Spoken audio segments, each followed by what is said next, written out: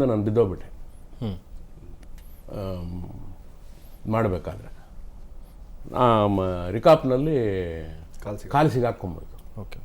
ಹಿಂದ್ಗಡೆ ಇವರೆಲ್ಲ ಬರ್ತಿದ್ದಾರೆ. ಅಕಸ್ಮಾತ್ ನಾನು ಅದೇನು ಆ ಕಾಲು ಆಮೇಲೆ ಆ ಲಗಾಮ್ ಹಾಗೆ ಹಿಡ್ಕೊಂಡೇ ಸುಮಾರು ಒಂದು 20 ಅಡಿ ಮುಂದಕ್ಕೆ ಹೋದೆ. ಅಕಸ್ಮಾತ್ ಏನಾದ್ರು ನಾನು ಅದು ಬಿಟ್ಬಿಟ್ಟಿದ್ದಿದ್ರೆ ಹಿಂದಿನ ಕುದುರೆಗಳವರೆಲ್ಲ ನಾನು ತುಳ್ಕೊಂಡು ಹೊರಟೋಗ್ಬಿಡ್ತಿತ್ತು.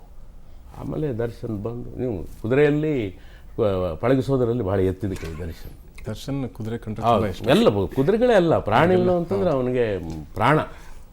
ಊಟ ಬೇಕಾದ್ರೆ ಬಿಟ್ಬಿಡ್ತಾನೆ. ಅಷ್ಟೊಂದು ಶ್ರಮಪಟ್ಟು ಮಾಡಿರೋದ್ರಿಂದ ಚೆನ್ನಾಗಿ ಬಂದಿದೆ ಸಿನಿಮಾ.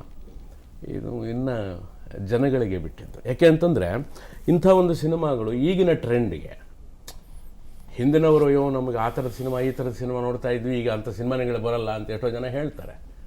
ಆಮೇಲೆ ಥಿಯೇಟ್ರಿಗೆ ಬರಬೇಕು. ಈಗ ಸಿನಿಮಾ ಥಿಯೇಟ್ರ್ಗಳಿಗೆ ಹುಡುಗರು ಆಮೇಲೆ ಅವರು ಇವರು ಬಂದು ನೋಡ್ತಾರೆ ಹೊರತು ಫ್ಯಾಮಿಲಿ ಆಡಿಯನ್ಸ್ ಎಲ್ಲ ಬಂದು ಇಂಥರ ಸಿನಿಮಾಗಳು ನೋಡೋದೇ ತುಂಬ ವರ್ಷಗಳೇ ಕಳೆದೋಗಿದೆ. ತುಂಬ ವರ್ಷಗಳೇ ಕಳೆದು ಹೋಗ್ಬಿಟ್ಟು ಆವಾಗ ನಾವು ಮಾಡಿದ್ದಕ್ಕೂ ಸಾರ್ಥಕವಾಗುತ್ತೆ. ಕರೆಕ್ಟ್.